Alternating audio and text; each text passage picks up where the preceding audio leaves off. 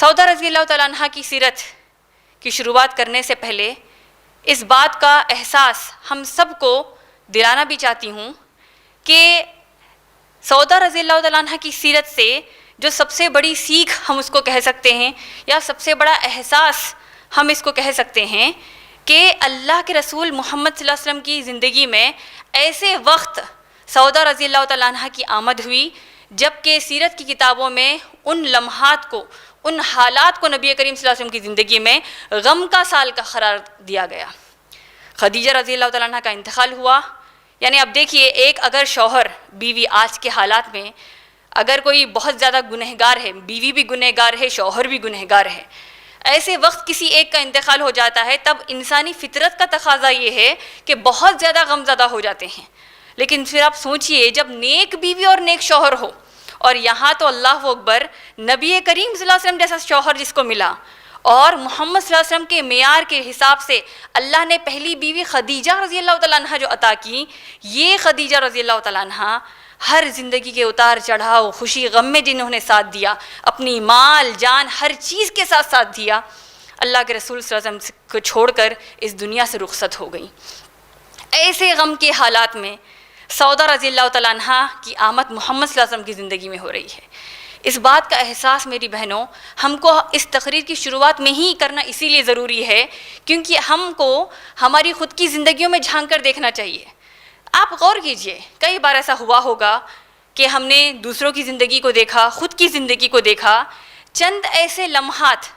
چند ایسے حالات ہماری زندگی میں شاید آئے ہوں گے جہاں پر ہم حد سے زیادہ غمزدہ ہو جاتے ہیں،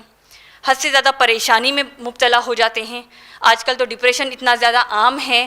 حد سے زیادہ کئی بار ہو سکتا ہے ہم زندگی سے ٹوٹ چکے، بہت زیادہ بے مطلب زندگی ہو چکی، کچھ سمجھ میں نہیں آ رہا آگے کیسے بڑھنا ہے۔ ایسے وقت ہماری زندگی میں کوئی ایک ایسا شخص کی بات، یعنی چاہے وہ ہمارے ماں باپ میں سے کوئی ہو، ہمارے بھائی بہنوں میں سے کوئی ہو، اور اکثر دیکھنے میں آتا ہے دوستوں کی کسی کی بات یا دوستوں کا کسی کا پریزنس، ان کی موجودگی سے ہی ہماری زندگی میں ایک بدلاؤ آ جاتا ہے۔ ایک کسی کے ساتھ کی بیٹھک، ایک کسی کے ساتھ کا شاید چیٹ آپ کا واٹس ایپ وغیرہ کا آپ کی زندگی کو تبدیل کر دیتا ہے، زندگی کے نظریے کو تبدیل کر دیتا ہے۔ آپ کچھ اور سوچ رہے تھے، آپ ایک دم گیو اپ ایٹیٹیوڈ پر آگے تھے، اب آپ نیور گیو اپ ایٹیٹیوڈ پر آ گئے۔ پہلے آپ ہر چیز ہار چکے تھے، اب آپ نے سوچا کہ میں کبھی نہیں ہاروں گی۔ یہ ہماری زندگی میں اکثر ہوتا ہے۔ اب آپ دیکھیے اسلام میں جیسے کہ دوستوں کی اتنی بڑی اہمیت ہے، ہمارے یہاں ماشاءاللہ ویمن سیکشن میں ایک بہت پیارا ہم نے ایک فریم کیا ہے ایک میسیج کو، پیغام کو اسلام کے تعلق سے، اور یہ پیغام ماشاءاللہ ہر مسلمان میں عام ہونا چاہیے۔ وہ یہ ہے کہ they are only two friends in your life, two best friends in your life, two true friends in your life. سب سے سچے آپ کی زندگی میں صرف دو دوست ہیں، یعنی یہ ہر انسان کے لیے ہے ماشاءاللہ۔ ایک سب سے پیارا دوست، سب سے قریبی دوست، دا بیسٹ فرینڈ، وہ ہے اللہ۔ تو ہمارے سب سے بہترین دوست کون ہے؟ اللہ۔ دوسرے ہر کوئی جو آپ کو اللہ کی یاد دلائے، اللہ کے قریب کر دے۔